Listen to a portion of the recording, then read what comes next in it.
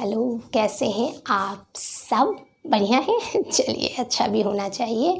आज हम बात करने वाले हैं लोकसभा के बारे में। किसके बारे में? लोकसभा, जिसे हम और आप सब अन्य कई नामों से जानते हैं, जैसे लोकप्रिय सदन, निचला सदन, निम्न सदन, और यही नाम यहाँ पे लिखे गए हैं क्योंकि हो सकता है आपसे लोकसभा ना दे के किसी अन्य नाम को दे के कोई क्वेश्चन पूछ लिया जाए।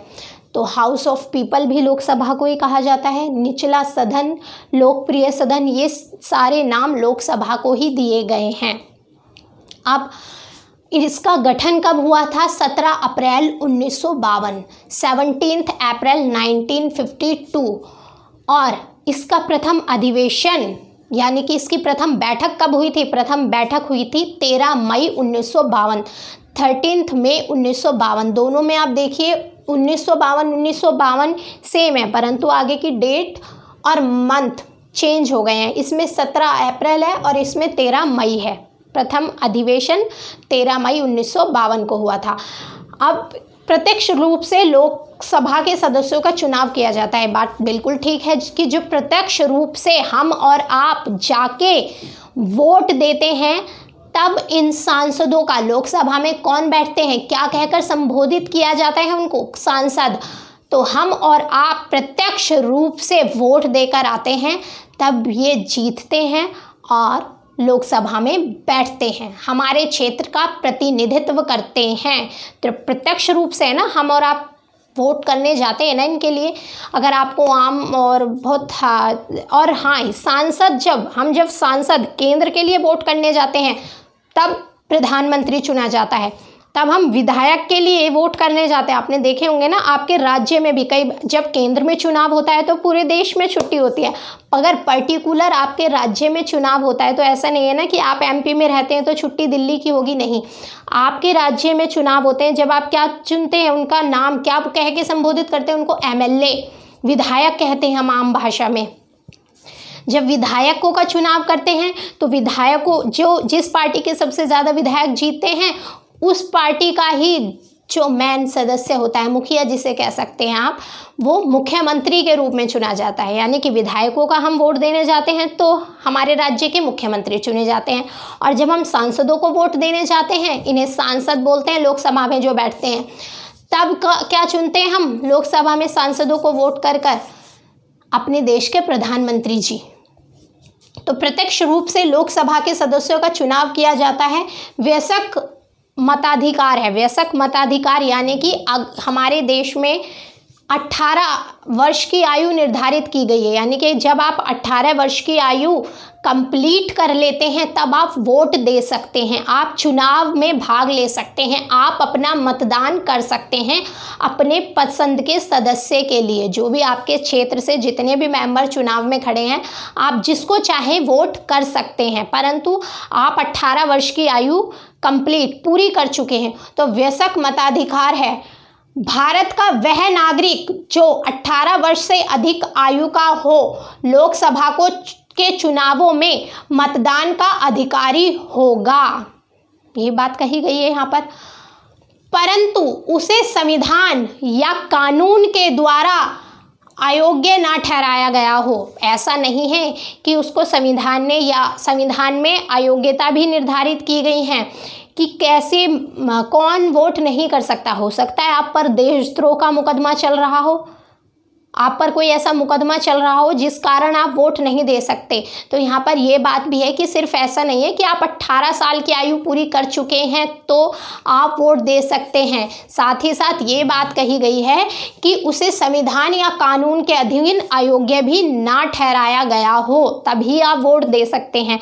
यहाँ वयस्क मताधिकार है। और एक और शब्द हमारे देश के मतदान के लिए प्रयोग में लाया जाता है, सार्वभौमिक मताधिकार। यानी कि आपका लिंग कुछ भी है, आपका रूप रंग कैसा भी, आपकी जाति कैसे भी, आप कितने धनी हैं या कितना भी कम पैसा है, आपका व्यवसाय कुछ भी है, आप लेडीज़ हैं या जेंट्स हैं, आप वोट कर सकते हैं। तो सार्वभौमिक मताधिकार है हमारे देश में। और ऐसा नहीं है कि सिर्फ एमपी के लोग वोट करेंगे, यूपी के नहीं करेंगे या केंद्र शासित प्रदेश के नहीं करेंगे। सब जगह के जो भी नागरिक हैं हमारे देश के वो वोट कर सकते हैं। सब हिंदू, मुसलमान, सिख, ईसाई सब वोट कर सकते हैं और किसी भी लिंग, जाति, रंग, रूप, व्यवसाय, पैसा, किसी तरीके का कोई विभेद नहीं है। बस वो 18 वर्ष की आयु कंप्लीट कर चुका हो, साथ ही साथ उस पर संविधान या कानून के द्वारा कोई ऐसी बात ना या ऐसा कार्य ना किया हो, आपके द्वारा कोई ऐसा ना कार्य किया गया हो जो हमारे संविधान और कानून के हिसाब से गलत हो, तब आप वोट नहीं दे सकते हैं, याद रखिएगा।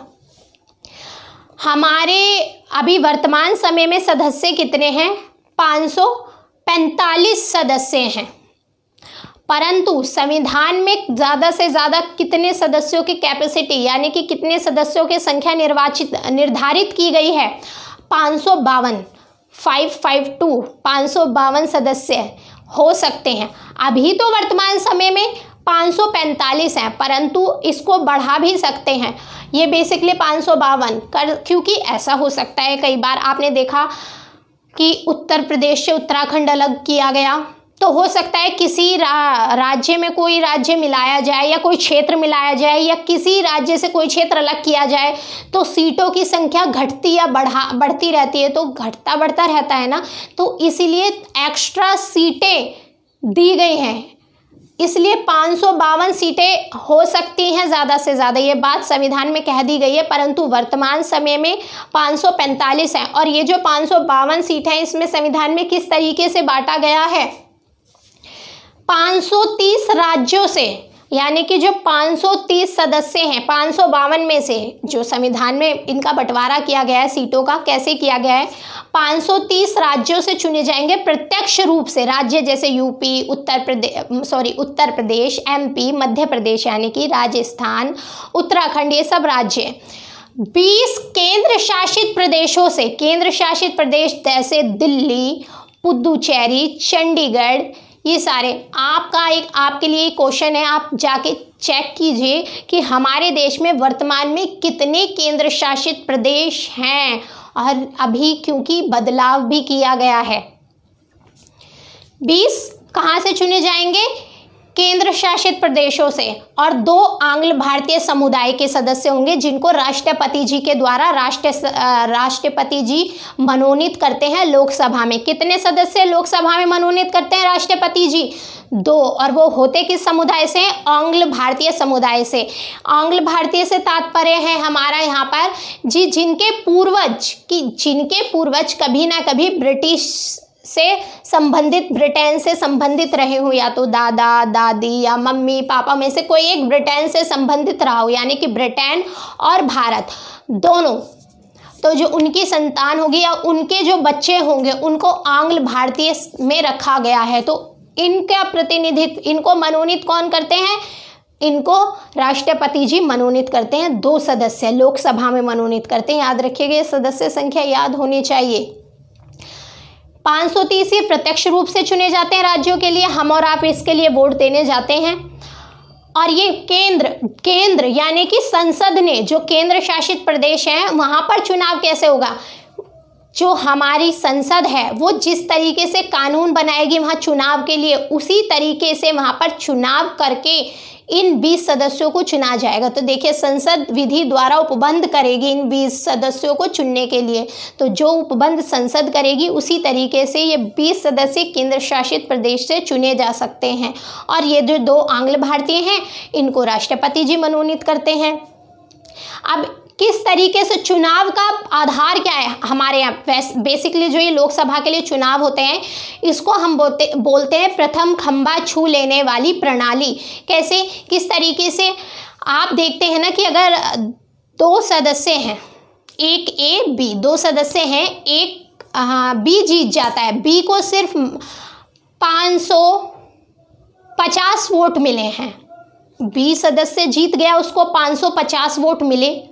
ए सदस्य को 540 मिले, सिर्फ 10 वोट ही तो थे। अगर एक भी वोट ज़्यादा है बी के पास तो वो जीत गया, यानी कि सबसे पहले उसने खंभा छू लिया, जीतने की प्रक्रिया में वो सबसे आगे निकल गया।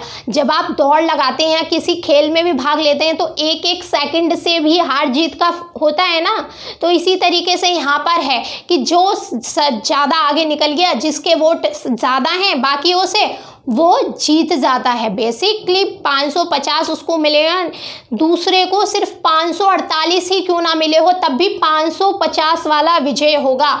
तो इसी को बोलते हैं प्रथम खंभा छू लेने वाली प्रणाली। ये कहकर भी संबोधित किया जाता है लोकसभा के चुनावों को, या फिर राज्य में जो हम विधायक के लिए चुनाव करते हैं उसमें भी यही प्रक्रिया होती है। चुनाव कैसे होगा? बेसिकली सदस्यों की कुल संख्या, यानी कि कितने सदस्य हैं, सभी राज्यों के लिए आवंटित स्थानों की संख्या, सभी राज्यों के लिए जितने स्थान आवंटित किए गए हैं, तथा राज्य की जनसंख्या के बीच संभव हो ऐसा अनुपात रहे जो सभी राज्यों के लिए समान हो। यानी कि जो हमारे देश राज्य की जनसंख्या होगी और जो टोटल सदस्य की संख्या होगी, साथ ही साथ जो सभी राज्यों के लिए आवंटित स्थान हैं, उन सभी में ऐसा कार्य ऐसा किया जाता है कि जब स्थानों का आवंटन इस तरीके से किया गया है कि संभव हो अनुपात समान रहे सभी राज्यों के लिए। यानी कि ऐसा ना हो किसी राज्य के साथ हम कुछ ये कह दें कि भाई किसी के राज्य में जनसंख्या कम है और वहाँ पर सदस्य ज़्यादा खड़े कर दिए हैं, और कहीं जनसंख्या ज़्यादा है वहाँ सदस्य कम है। नहीं, तो आधार बेसिकली जनसंख्या को रखा गया है। यहाँ जनसंख्या से तात्पर्य क्या है, यानी कि किस हिसाब से वर्तमान समय में तो हमारी कितना 2011 में हुई है लेटेस्ट, अभी तक जो हम पढ़ रहे हैं वो 2011 की जनसंख्या पढ़ रहे हैं, और अब 2021 में फिर जनसंख्या का होने वाली है ना, जनसंख्या की गणना होने वाली है कि हमारे देश में कितनी जनसंख्या है। परंतु ये चुनावों में जनसंख्या का आधार क्या है?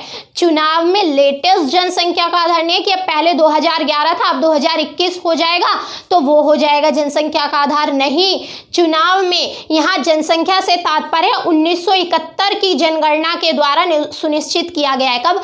1971। ये बात आपको याद रखनी है, क्योंकि अगले 2026 तक इसी जनसंख्या के हिसाब से ये जो सदस्य संख्या है निर्धारित है 2026 तक। ठीक है, तो आधार क्या है? 1971 की जनगणना है आधार, ये नहीं जो वर्तमान में 2011 में जो हो चुकी है, आप जो 2021 में होगी उसके बाद जो चुनाव होंगे उसमें 2021 की ली जाएगी। नहीं, 1971 की जनगणना है जनसंख्या का आधार, और 2026 तक लोकसभा के चुनावों के लिए यही रहने वाली है, याद रखिएगा। उसके बाद अमेंडमेंट करके इसको बढ़ाया भी जा सकता है। अनुच्छेद 81(3) यानी कि आर्टिकल 81 सब क्लॉज 3 यानी कि अनुच्छेद 81(3) में क्या प्रावधान है? अनुसूचित जातियों तथा अनुसूचित जनजातियों SC ST के लिए जनसंख्या के आधार पर स्थानों का आरक्षण है लोकसभा में। याद रखिएगा, SC और ST यानी कि अनुसूचित जाति और अनुसूचित जनजाति दोनों के लिए हमारे संविधान में स्थानों का आरक्षण किया गया है। और किस आर्टिकल के तहत है? 81(3). आरंभ में यह आरक्षण सिर्फ 10 साल के लिए था। जब ये शुरू में संविधान में जोड़ा गया था तो ये मात्र सिर्फ 10 साल के लिए थी आरक्षण की व्यवस्था, परंतु समय समय पर इसमें संशोधन करके इसको बढ़ाया जाता रहा है। ठीक है, याद रखिएगा, ये बात आपको पता होनी चाहिए कि आरंभ में कितने सालों के लिए थी? सिर्फ 10 साल के लिए थी, परंतु 10 साल तो कब के समाप्त हो गए जब इसका प्रावधान किया गया था, अब तो कितने सारे साल बीत चुके हैं।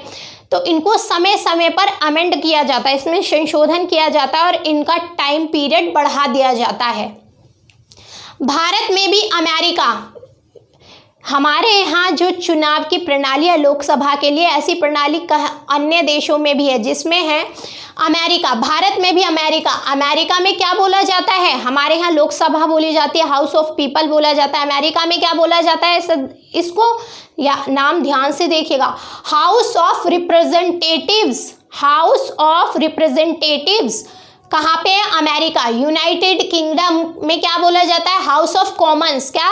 हाउस ऑफ कॉमन्स की तरह लोकसभा हाउस ऑफ पीपल का कार्य करने की अवधि निर्धारित है, यानी कि जिस तरीके से हमारे यहाँ पर 5 साल निर्धारित किए गए हैं लोकसभा के लिए, उसी तरीके से अमेरिका और यूनाइटेड किंगडम में भी निर्धारित ही होते हैं कि आप इतने साल तक कार्य करेंगे। बेसिकली उस कार्यकाल क्या है, ये एक टॉपिक अलग से हम बना देंगे, जो जैसे अमेरिका, जापान, ये इन सब बातों की वहाँ पे संसद का नाम क्या है और उनका कार्यकाल कैसा है या किस तरीके से कार्य किया जाता है, ये एक अलग टॉपिक है। बेसिकली हम यहाँ सिर्फ भारत के बारे में जान रहे हैं, तो दिमाग इधर उधर ज़्यादा नहीं दौड़ाएंगे। बस आपको एग्जाम्पल के लिए दे दिया है, क्योंकि आपसे पूछ सकते हैं, ज़्यादातर इन दोनों के बारे में पूछा जाता है कि क्या भारत की तरह किसी और देश की संसद में भी इसी तरीके से निर्धारण किया गया है, तो बिल्कुल किया गया। America, United kingdom. प्रातिनिधिक सरकार लोकतंत्र के लिए आवश्यक है कि सरकार वैध रूप से सत्ता में बने रहने के लिए समय समय पर जनादेश प्राप्त करती रहे। ये एक वाक्य दिया गया है, किसके लिए? लोकतंत्रात्मक सरकार के लिए, कि उसके लिए आवश्यक है जनादेश प्राप्त करना। एक बार फिर देख लीजिए, प्रातिनिधिक सरकार लोकतंत्र के लिए यह आवश्यक है कि सरकार वैध रूप से, यानी कि वैध रूप से सही तरीके से जनता को विश्वास में लेकर रूप से सत्ता में बने रहने के लिए, शासन करने के लिए समय समय पर जनादेश प्राप्त करती रहे। जनादेश क्या, यानी कि हमारे और आपके वोट प्राप्त करती रहे। हमारे यहाँ देखते हैं ना, प्रत्येक 5 साल में चुनाव होता है, जो पार्टी जीतती है वो आराम से केंद्र में शासन करती है और दूसरी पार्टी बहुत आराम से अपनी सीट छोड़ भी देती है अगर वो हार गई है तो।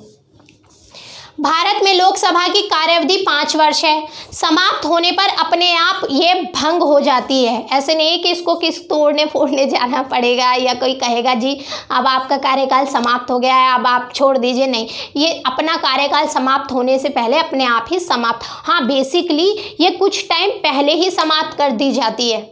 ऐसा नहीं कि पूरा कार्यकाल जब समाप्त हो जाएगा तभी, कुछ टाइम पीरियड पहले ही इसकी समाप्ति कर दी जाती है और चुनाव कराए जाते हैं, फिर नई लोकसभा का गठन किया जाता है। तो भारत में लोकसभा की कार्यावधि 5 वर्ष है, समाप्त होने पर अपने आप भंग हो जाती है। कुछ परिस्थितियों में समय से पूर्व भी इसको भंग किया जा सकता है। ऐसा नहीं है कि इसको समय से पूर्व नहीं भंग किया जा सकता। और भंग कर कौन सकता है? राष्ट्रपति जी न भंग भी कर सकते हैं, और उसका अगर कोई आपातकाल की स्थिति है तो इसका कार्यकाल बढ़ाया भी जा सकता है। ऐसे नहीं है कि समय से पूर्व बस इसको भंग ही किया जा सकता है, नहीं, इसकी कार्यावधि अगर आपातकाल की स्थिति है तो बढ़ाई भी जा सकती है। ये भंग किया जा सकता है तथा इसमें बढ़ोतरी भी कर सकती है एक बार में। अब देखिए, ये बहुत आवश्यक है, ये ज़रूरी है, आपको ध्यान रखना है कि एक बार में कितने साल तक बढ़ा सकते हैं। एक बार में 1 वर्ष तक कार्यकाल बढ़ाया जा सकता है। एक बार में कितने वर्ष तक बढ़ाया जाता है सकता है? मात्र 1 वर्ष तक ही इसका कार्यकाल बढ़ाया जा सकता है। तथा आपातकाल की घोषणा समाप्त होने की स्थिति में 1 साल तक बढ़ा दिया। जब आपातकाल की घोषणा समाप्त हो गई है, यानी कि आपातकाल की समाप्ति हो गई है, उसके बाद किसी भी परिस्थिति में सिर्फ 6 महीने से अधिक तक आप इसका शासन नहीं बढ़ा सकते, इसका कार्यकाल नहीं बढ़ा सकते। ठीक है, तो अगर आपसे पूछते हैं कि आपातकाल की घोषणा हुई है तो वो कितने, कब तक? 6 महीने तक, यानी कि जब आपातकाल समाप्त हो गया है तो ज़्यादा से ज़्यादा ये जो बढ़ी हुई लोकसभा का कार्यकाल है सिर्फ 6 महीने तक कार्य कर सकती है। इसी बीच में आपको लोकसभा के लिए चुनाव करने आवश्यक है और नई लोकसभा का गठन करना आवश्यक है। तो ये बात फिर दोहरा देती हूँ कि एक बार में कार्यकाल सिर्फ 1 वर्ष तक बढ़ाया जा सकता है। एक बार में हो सकता है भाई आपातकाल लंबा चले, 2 साल चले, 3 साल चले, ऐसा ना हो, कभी भी स्थिति नहीं आए आपातकाल की, परंतु हो सकता है 1 साल का हो, 2 साल का हो, 3 साल का। तो एक बार में कितना बढ़ा सकते हैं? 1 साल। अगर आपको 1 साल से ज़्यादा करना है तो वापस जो संविधान में प्रक्रिया दी गई है आप बढ़ाने की, उसी प्रक्रिया से दोबारा 1 साल और बढ़ाना पड़ेगा। जैसे रिन्यू कराने जाते हैं ना आप सबको, उसी तरीके से कि एक बार में 1 साल बढ़ा सकती है। अगर आपातकाल और आगे बढ़ता है तो अगर इसको दोबारा इसकी कार्यावधि बढ़ानी है तो वापस से इसको रिन्यू करना पड़ेगा, फिर 1 साल बढ़ा सकते हैं। परंतु जब आपातकाल को समाप्त होने की घोषणा कर दी गई है, यानी कि अब आपातकाल समाप्त हो गया है। तो उसके बाद ये जो बढ़ी हुई लोकसभा का कार्यकाल है ये सिर्फ 6 महीने तक रह सकता है। 6 महीने के अंदर ही अंदर किसी भी परिस्थिति में लोकसभा के चुनाव कराए जाएंगे और नई लोकसभा का गठन किया जाएगा। चलिए बेसिकली आज के लिए फिर इतना ही रखते हैं। धन्यवाद।